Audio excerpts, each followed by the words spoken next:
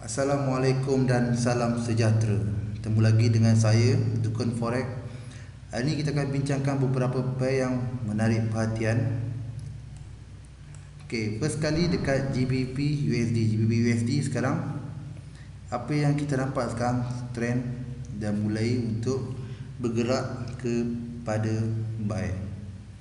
Jadi apa yang kita tengok kat sini saya akan cari peluang untuk buy limit di bawah ni ataupun break atas baru kita buy limit untuk target yang lebih tinggi. Tapi kena ingat hari ni hari Khamis, besok hari Jumaat, besok minggu pertama Jumaat. Ingat, bila minggu pertama Jumaat kita akan kurangkan risk ataupun kita tak trade langsung. Ni GBP USD. Kalau kita tengok yang saya share yang lepas, kita dah TP, kita buy limit di sini untuk target yang atas sini, di area TP kita. Jadi untuk cari peluang buy swing seterusnya, sini adalah buy limit untuk target yang lebih tinggi. Tengok apa yang jadi kat sini, candle close jadi apa. Kalau candle ni close besar ke atas, yang lebih nampak confident, kita boleh buy limit sini untuk target atas. Kalau kita nampak tak confident, better kita tunggu retest yang lebih bawah untuk kita kurangkan risiko kita dalam trading. Next pair USD Kanada. USD Kanada pun kalau ingat, saya dah post, dah share pada hari Selasa yang lepas, kita dah TP pada hari Rabu.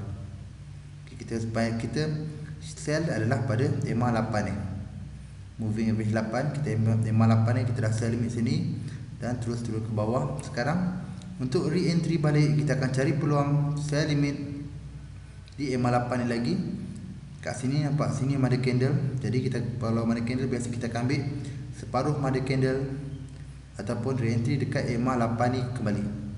EMA 8. Jadi hari Khamis, besok Jumaat. Jadi Khamis nanti candle close, EMA 8 akan gerak bawah sikit. Dari Jumaat akan gerak bawah sikit. Jadi kita akan entry di sini adalah kawasan untuk entry sell balik.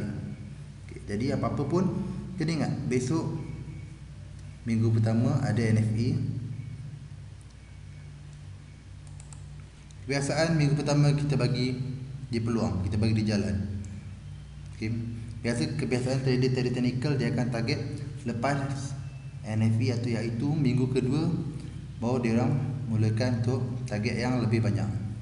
Jadi next pair kita adalah gold. Gold sekarang kalau tengok, dia trend dia nak kepada buy. Bila buy, kita akan pending cari peluang buy di sini untuk target atas, atau apabila ia beri atas ni, baru kita buy limit untuk naik ke atas. Sini pun kita boleh pending buy limit. Jadi kena ingat, kita nak masuk trade mesti kita tengok kiri kanan. Kita ni macam saya ni tak trade news langsung. Saya zero knowledge pasal news tak tahu. Apa nak buat, orang tanya saya apa NFP nak jadi kuat ke jadi lemah ke, kita tak boleh nak jawab sebab saya memang tak tengok news langsung. Tapi ibarat macam kita di atas jalan, kita tak trade news tapi kita tengok kiri kanan. Esok ada apa, tak ada masalah, teruskan. Jadi besok macam kita tahu besok ada NFE, kita pun tak tahu mana nak pergi atas ke bawah ke. Better saya suggestkan untuk trade pada hari Isnin nanti. Tengok kalau hari ni close sini, besok keluar apa. Kalau close bawah ni, kita akan buy limit sini target atas. Jika break atas, kita akan buy limit sini untuk target atas. Kalau dia tak bergerak dari sini, kita akan target buy limit sini untuk target yang lebih tinggi. Next pair AUD USD. Kalau tengok sini ada candle sini support dia yang paling terdekat. Jadi buy limit sini untuk target yang lebih tinggi. Kena ingat, bila buy mesti buy kat support, bila sell mesti sell dekat resistance.